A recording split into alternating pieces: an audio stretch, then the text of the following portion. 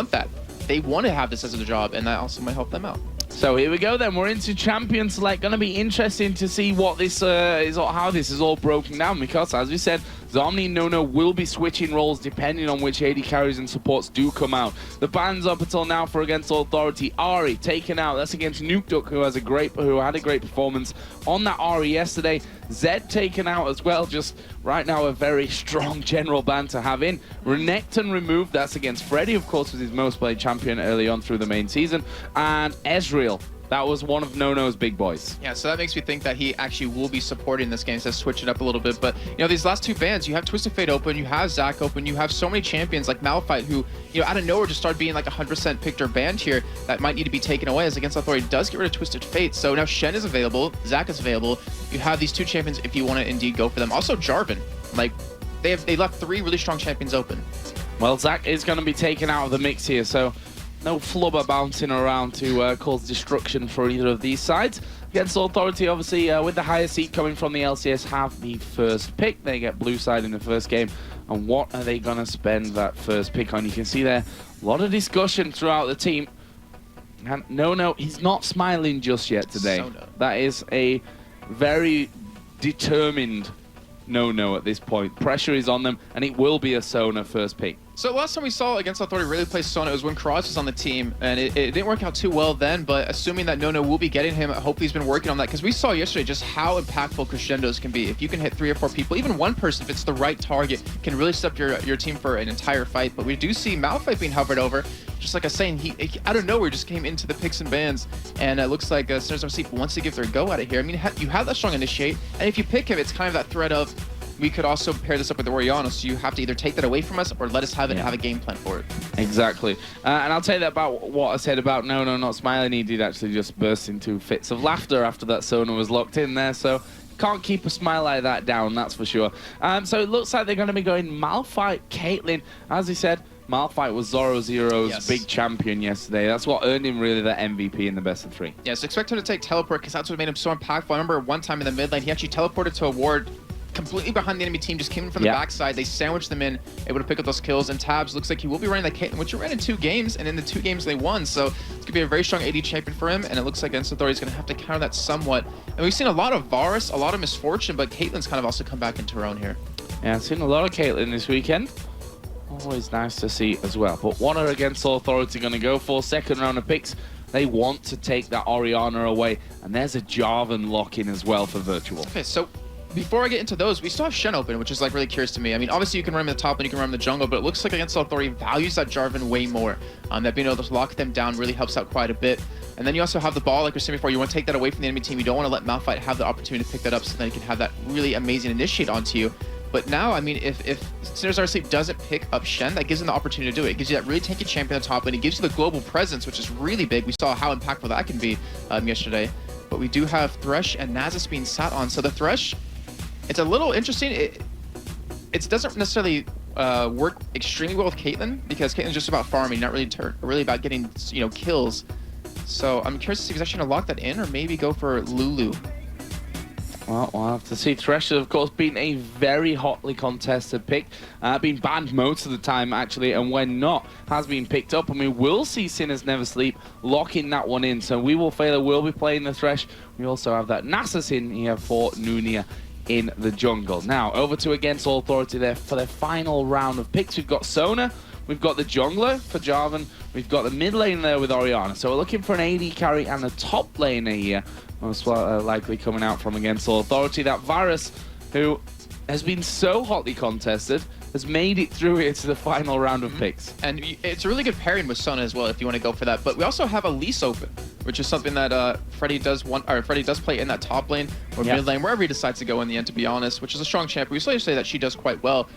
But they're taking their time here. I mean, you can see that they're taking this very seriously. Like, they want to win just from the first game and on. I almost expect more of a Shen pick there, to be honest with you, with the fact that he has been left open in that one as well. And you know, Shen with the ball on, taunt right into the group. That's another way to, you know, get that ball delivery system in place. But it is going to be Elise, as we've said. Freddy has played a lot of Elise so far. His second most picked champion, actually, overall. And the AD carry will be Misfortune. So let's see who's going to be playing Misfortune and who's going to be playing Sona. Yeah, that's going to be the real thing to find out. I mean, but looking against Authority's lineup while we still can, waiting for that last pick to come in, is that they have a good ball delivery system with Jarvan, but they also have just so much damage on the team with the bullet time, with the Orianna ultimate, which we saw Pharrell and Laura just show you. There's 3,000 ELO Orianna, just how much damage you can do with her.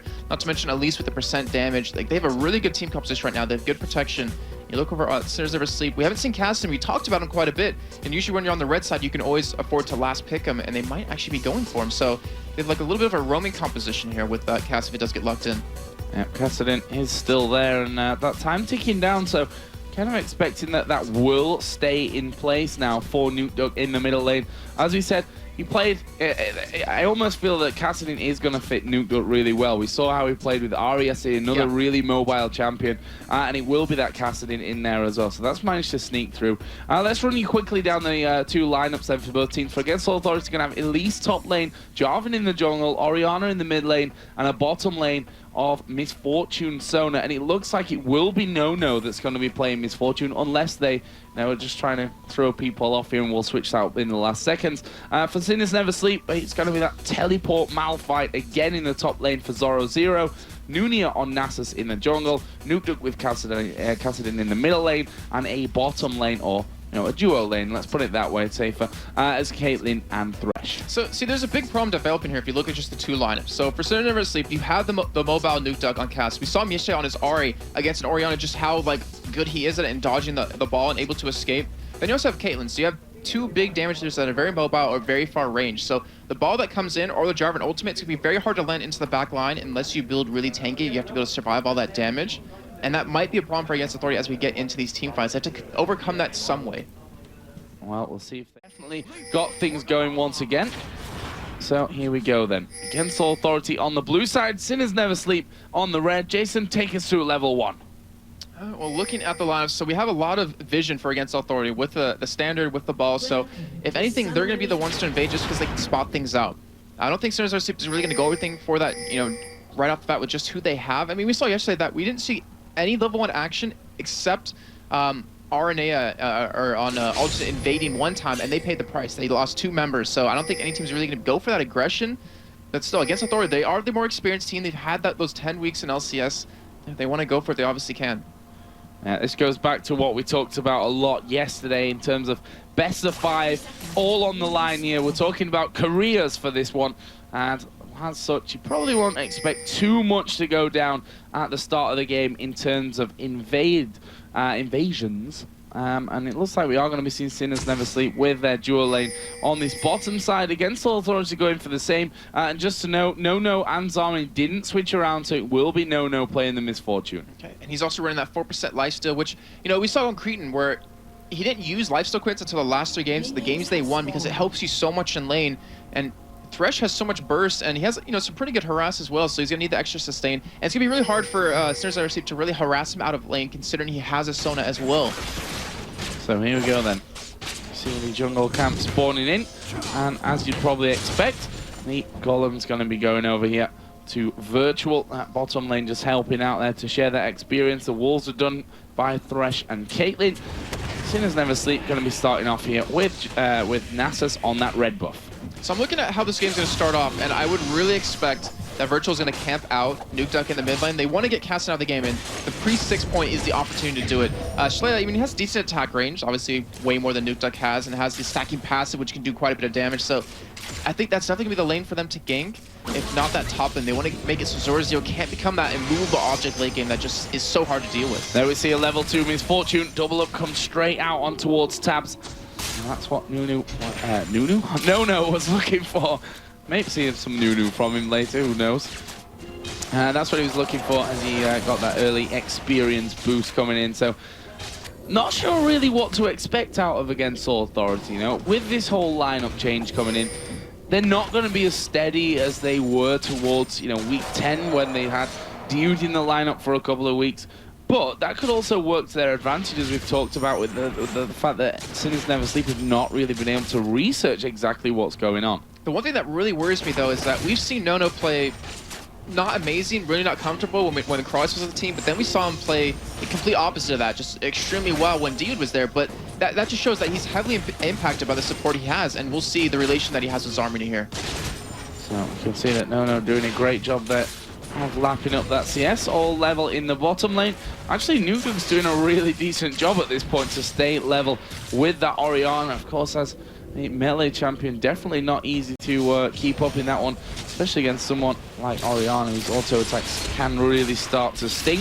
We see, though, Nasa's coming down into this bottom lane. He's actually gone through all the wards, and in the end, they did start to back away. They didn't know that Nunia was actually there. Yeah, they didn't, and they're not even, well, they don't have any wards to put down to really stop that anyways if he wants to go back to that side. But, you know, pointing out the Nasus, it leads me to believe that Nonu's going to go for that typical Bloodthirster last Whisper build, just go for a castrating They're going to go Lantern gank here. We haven't seen that in such a long time, I have to say, but it's so effective. Yeah, and look at that. Against Authority, reading that situation perfectly. They pushed the lane completely out, back straight off and picked up the golems, and that will actually keep them safe from that Nasus. This is actually a strategy that most people talk about or complain about in terms of being on the blue side, as we do see the game unfortunately failing. Well, not failing too bad, because Rosero did blow that flash, but being on the blue side, you have the opportunity to push your lane out, especially with the Sona, and then go do double gold, just come back to lane because you're not going to miss out on too much CS. You're going to get a nice level advantage, a nice gold advantage over your opponent, and that really can help you out in the lane. And so Zoro, no flash available for him now. That was just burnt as Jarvan came sliding into that top lane. Virtual making his presence felt already in this one. So we will fail here, waiting inside of the brush against Authority, trying to camp behind those minions. Here comes the hook. They're going to grab Zarmini and they're going to get flayed back. He will be forced to flash away from that one. Sinners Never Sleep not quite got the damage there. We will fail took quite a heavy attack of his own.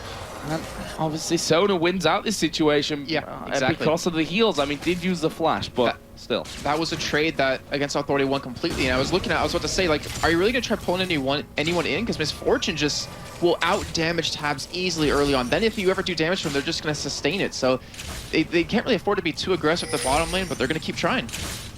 Now we see Schleyer doing some good damage on towards Nukeduck. Almost forcing him out of lane. Nukeduck going to have to burn through all those pots that he's been picked up there. Nunia heads off towards his race. So they know that Nunia is in that general area here. That would probably force Schleyer to be a little bit more careful in terms of where he goes aggressive. And we have to remind you that this is patch 3.5 balance, so you're allowed to have more than 5 health pots right now, and that's one thing that makes it so Casting can actually survive this laning phase. So that's why you're seeing him here, and we'll see how well he actually or how impactful he becomes in this game, because him and Zoro, like that roaming gank squad that they can pull off, is going to be really deadly. Yeah, and we just saw that. Thresh using that lantern to collect all the souls. The AD carries right now 5 CS difference between them, which tabs in the bonus. And that one, there is the unstoppable force, and there is the shockwave being used. He actually didn't pull them in there at the end. He was already dead by the end of it, and there is the power. And the funny thing about that is that they didn't even use teleport. He just walked down from that top lane and nailed him. Yep, I mean, he hit level 6, but actually him and Caster both level 6. You're not going to escape that as an Orianna ever. I mean, you get silenced, you're not going to flash, or you get knocked up, and that's exactly what Sinners Never Sleep needs to keep doing, and that's what we're saying 0-0 on Malphite. Like, you cannot let him have that after we saw him yesterday, and after we see him now, how just deadly he is. Yeah, he was rock solid with that Malphite yesterday, and apparently that trend is continuing here today. First Blood, of course, went in for Kassadin as well, who was doing so well to stay up in farm. I mean, should an Orianna ever even let that happen? I mean, should a Kassadin be level with Orianna at this stage on farm? No, I would say an Orianna should have at least a third of a CS advantage over the opponent when it's a Kassadin, just because you have the range and the ability to harass. But unfortunately for him, that you see on your screen, Nukeduck does have that nice little bit of advantage. He has a tier. He almost full bought a Catalyst as well, and that's not a good sign, because the sustain he's going to have in that lane is just going to be hard for Slay to deal with. Freddy, on the other hand, though, has managed to, with that roaming from 0-0, get himself up there in the lead. Almost, well, it is a 15 CS lead that he now has in this top lane. Got a Doran's Ring in there with the boots, Crystalline Flask, and a pot. Chalice of Harmony was picked up by 0-0 after that assist. Yeah, so he's going to have that great mana sustaining the top lane that's going to help him out. Not to mention the mana assist against Freddy 122, who, like I said, won a Doran's Ring, so he's trying to last hit and get that mana back, but he's just trying to harass as much as possible, and even with that, it's almost for nothing, because you're seeing 0-0 just sustain it. I mean, he's popping his Crystalline Flask, he's not taking too much damage at this point, and We Will Fail is going to catch him from behind, but are they going to go in on this? Well, it looks like it. We will say there will be coming in. There is the hook. They managed to land it on towards Harmony. He will be flayed back there. He doesn't have a flash available as the Ignite goes down. But can they get in? Caitlyn taking a lot of damage. May go down the barrier use. There's the box coming out. We will fail her. Knocks No back, and here comes the snipe. Ace in the hole. Double kill for Caitlyn. Wow, that bait was so perfect by Taz. You talked about his Caitlyn yesterday and how great he was. He just showed it there right again. And Zarmany tried to go back in, try to get a little bit more damage. No almost was able to turn that fight. But a double kill over to a Caitlyn Thresh lane when they're not really supposed to beat you at this point in the game is not good at all. Not good at all. Unless your Sinners never sleep, then it's completely perfect. It looks like they didn't sleep last night. It looks like they were practicing for this game the entire time. Doing really, really well here at the start. Nukeduck just going to get in there. Has got that blue buff on, as does Schleyer, who may wander up to that top side. No, he's quite happy to just farm those wraiths away. But look at this. We see Nasus hit level 6, and this is what pretty much every Nasus has been doing at this stage, is hit 6, get straight to the dragon, and get it done. They took a play right out of Diamond's playbook right there. That's perfect play. They got a double kill bottom. Why not go for dragon? And they just got a nice, huge gold lead in terms of that. And I mean, they're losing CS in the top lane. You know, Nukeduck, he's having a harder time now in the middle lane in terms of CS, but he's still not necessarily losing too bad. And then, of course, Taz in the bottom lane has like a 20 CS advantage. So this is looking very, very good for Sinners Never Sleep. Yeah, Schleyer, now that he's got that blue buff and got the chalice in there, he can afford to, spam that ball a lot more than he has been doing at those early levels, which means that Nukeduck will start to fall a little bit behind in that one, but it's all about pretty much damage limitation at that point, getting as much as he can and getting that roam off. And the problem that happens is that every time Nukeduck goes in, like if he gets his own blue buff, he can just silence him, force pulls back away every time, and he can dodge the ball pretty easily. So he has this like ability to free harass Schleyer, which you see. I mean, he had to go back and heal. He even picked up Murtra just to get a little bit of more magic resist and some health pots. Like you're seeing that Nukeduck is winning this lane out quite heavily. And if you look at the AD carries, there's a difference there of more than 20 CS. A double kill as well, definitely going to be helping out. 2.8 to 4,000 gold at this stage. And that is a huge, huge difference here that Against All Authority you're going to struggle to bring back. Yeah, so Against All Authority lost any sort of advantage they had in terms of the bottom lane early on. However, they do have a Sona, so they have at level 6, they have that bullet time crescendo combo, not to mention they have the double golems to keep taking over and over again. But we'll see how that ends up going. I believe Tabs is level 8, if I'm not mistaken, to the level 7 Unknown, so they have that advantage at this point. Oh, look at this. Zoro Zero's coming to the middle lane. Oriana's not going to ward down. There goes the silence. There's the unstoppable force. The shockwave was used. The flash away from Schleyer. But Nukeduck Rift walks in, picks up the kill. Nuni was there for backup as well. And another perfectly executed push on the middle lane. Perfectly executed and without teleport used. I mean, yeah. That's not Schleyer messing up. For anyone to do has to ward that. Like, he has to give them that vision of him ever leaving his lane, or he's going to keep doing that over and over again. And when Oriana is, like, the crucial member of your team, we saw it back when they played Gambit, you need Schleyer to get farmed. You need him to get some kills. You need him to get to that point where he can really hurt the enemy team, and he's not able to do that. They're doing such a great job of shutting him down. What Zoro Zero did, that was so amazing from him. He was told, I'm sure, that ward had gone down there in the river brush, and he came through the jungle the whole way around the back of Oriana. And obviously nothing was said there by Freddy about that Malphite not being in lane. Oriana caught too far up, and that brings Kassadin to 2-0-0. Catalyst finish now. Blasting one picked up, and of course that tier from earlier. That's a scary Kassadin already. Just hearing a Kassadin have 2 kills 11 minutes in is enough to make me shake in my pants, because he roams so well. Like, he can create so many kill opportunities, not to mention the bottom lane where you have a squishy Sonya, you have a squishy Misfortune, and even at least in the top lane, like, he has any lane he can gank right now, and he just does so much damage. He's going to have that Rana Aegis done really soon, and he's going to be extremely tanky. He's going to have the mana to Rift Walk around and really start to roam very soon. Yep, and we saw Jarvan there coming down into the bottom lane for Against All Authority. Virtual, though, was on top of a ward, and they're not going to fall for that one. Ward was spotted being put down there in the top side of the brush, so Sinners Never Sleep wanting to keep full vision of that one. And now they try to defend their turret here. They will be able to clear out quickly as Virtual going to get hit. The bullet time actually coming in there, and not really scratching the surface at this point. Yeah, so you're seeing Against All Authority, they're trying to go for like 3-man pushes because they know they're behind in terms of how the game's going so far. So they need to create opportunities somewhere, and the bottom lane was it right there for him. And Joe, I'm a little bit surprised by Virtual. He hasn't really created any opportunities for his team. Like, we know him as being a jungler who can really get some ganks up early on, but you saw Nukeduck. He wasn't really even punished in the beginning of the game, in that pre-6 point.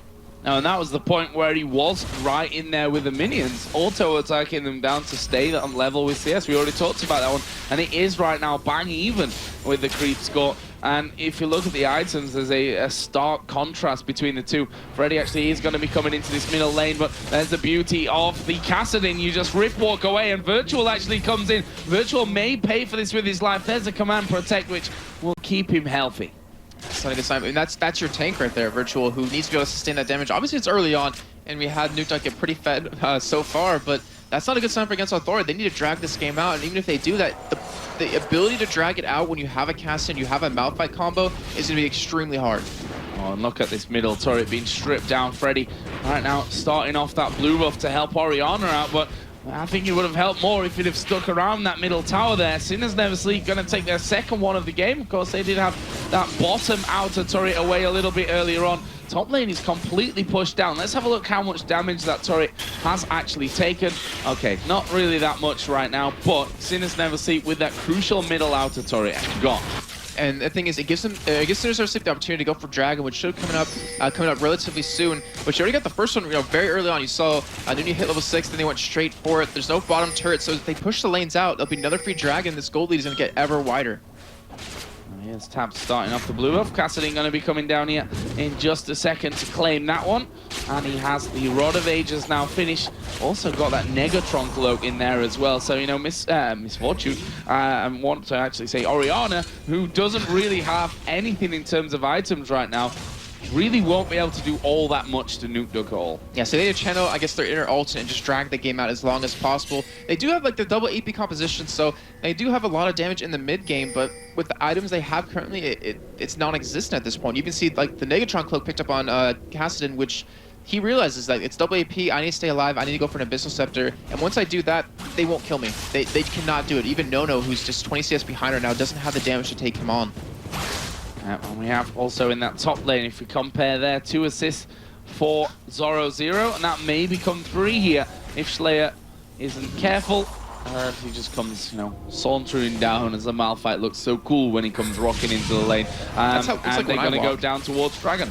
I look like that when I walk a little bit. That's Fiddlesticks. Oh, okay. But we do see, it looks like a fight might break out soon, and Sinners Never Sleep, they probably want this fight because they can easily take it here. Yeah, Zoro0 just waiting off here at the side. There's a shockwave pull, 3 of them in. Oh my gosh, that is an amazing combo coming out of Against All Authority. Can they finish off more? Lots of damage still coming out from this Kassadin though. But it's 3 kills for 2, but Kassadin is going to keep going with this one. He may be able to get them all here. That is a triple kill. The 4th stolen away by Tabs. But it is an ace for Sinners Never Sleep, and that is with Against All Authority literally landing everything that they could land perfectly. That was just, I'm sorry, I'm a little bit speechless right there because that was such an amazing team fight against Authority. They, like you said, landed every ability. They had they had the Cataclysm, they had the Crescendo, they had the bullet time going, they had the Orianna ultimate, set it all up, and yet they could not kill every single member of Sinners Never Sleep. They were able to kill the tankiest members, but they left the damage alive, and that's the problem. I was mentioning before, you have the mobility of Nukeduck, you have the range of Tabs. They need to be able to get into that back line and hit them, but they can't, and you just saw how that's going to affect them. I mean, a 5-0-2 Kassadin, a 3-0 for Caitlyn. Something tells me that Kassadin won't be making an appearance any longer in this best of 5 after the start that Nukeduck has had. But you only get 3 bans, and it's all about priorities, really. I mean, his Ari yesterday definitely was worth a ban for my eyes, but just showing that he can do that on more than one champion. And we saw that Against Authority banned out Twisted Fate when they were on the blue side. They could have left it open, but that kind of shows me that maybe Schley doesn't play him, or doesn't really play him too often, because why ban him out when you can force the other team to do that? Exactly. But teams, they all have their setups that they're ready for. We've seen We Will Fail here with the Oracle on, and they're going to go for Nono, who's going to walk straight in there. He gets hooked. He's going to get knocked back by the play. He's dead. There's the ultimate actually used by Tabs in the end. Unnecessary. Don't think he really needed to use that one, but better safe than sorry. And look at Zoro0. Big Malphite in the jungle, just saying, you're not coming down to this bottom lane. I'm going to destroy you if you even try. And this is just step-by-step perfect play to Sinners Never Sleep. I mean, they've gotten 3 turrets to 0 right now. They have 2 dragons to 0. They have up 10-3, 17 minutes in. This is a huge gold lead, almost approaching 8,000 at this point. And against Authority, they're caught with their pants down. They're trying to get back in the game. That last team fight they pulled off, it was needed, but unfortunately it didn't work out. They just didn't have that little bit of extra damage they needed to win the fight completely.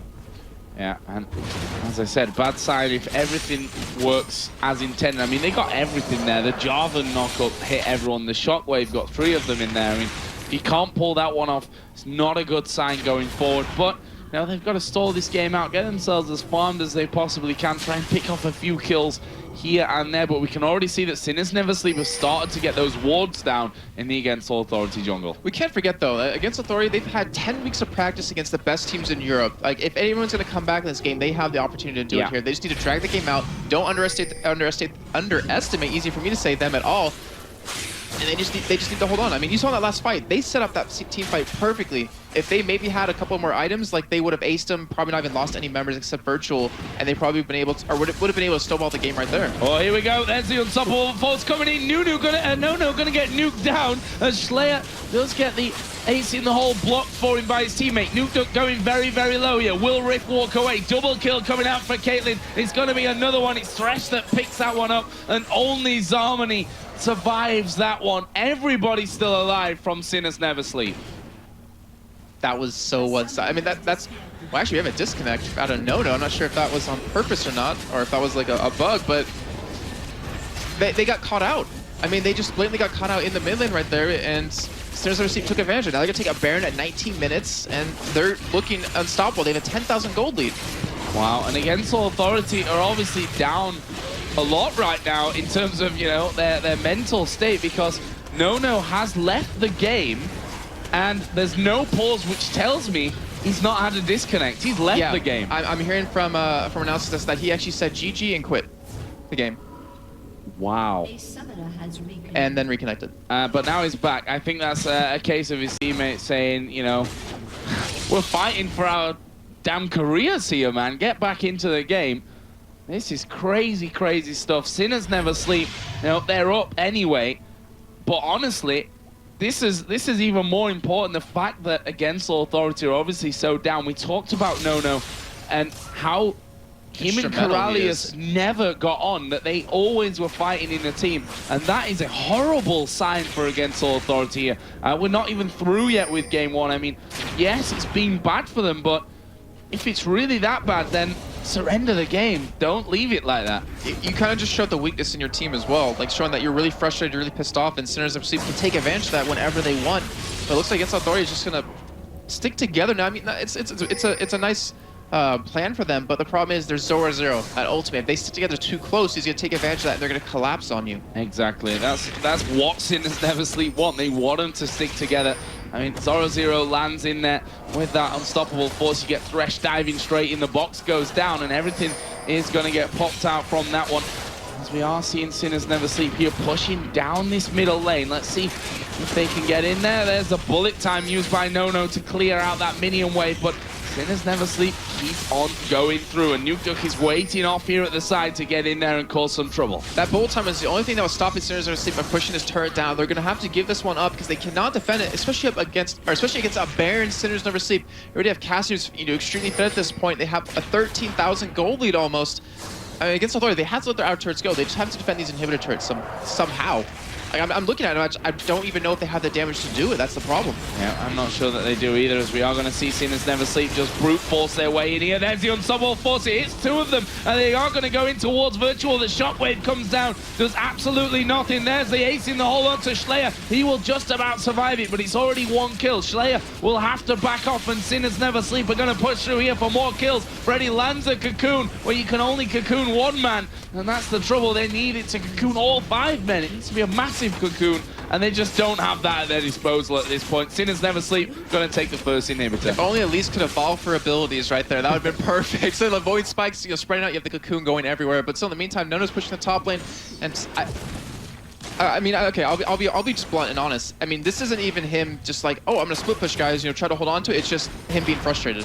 Yeah, this is a frustrated. Yeah, No-No. I wish I could say it was a smart play in split push. I mean, in the end, it's working right now, but they lost inhibitor, and it's not working out. And if you look at the player cameras in the bottom left there from Against All Authority, No-No is going crazy right now. He is not happy about this situation, and you can see why. They are being destroyed. That's the word that I'm going to use for this, because it is really a one-sided domination coming out of Sinners Never Sleep. And I tell you what, they'll be lapping this action up right now. And what really worries me is that you pointed out Nono is just screaming. Well, first of all, it's the first time we've never seen him smile. We've never seen him angry. But the entire, or well, at least the 3 members we can see on his team, they aren't talking back. Like, they aren't saying anything. They're just, it seems like they're shutting down in terms of how this game's going. They're like, oh, we lost this one. You know, they're getting down on themselves. They need to just take a second and, you know, talk it over and kind of work it out. Like, they cannot let games like this go. I mean, that wasn't even close. That was just so one-sided. Yeah, and we saw Nono leaving the game there. The surrender comes in, and we will see game number 1 going to Sinners Never Sleep here in this best of 5. They immediately leave the stage. They're going to have a chat about this one, and there is against Soul Authority, and you can see the frustration in the team. There's not a lot of talk coming out aside from Nono. See Schleyer head in hands right now, and well, you can totally understand it. That game was not theirs. It went completely against them in pretty much every single aspect. I think even starting with the picks and the bans. No, see the frustration banging there on the desk. He wants to get his point across, but we'll have to see how that carries against All Authority. They've still got 4 games in this best of 3, but it's going to take a big change around from that one. We're going to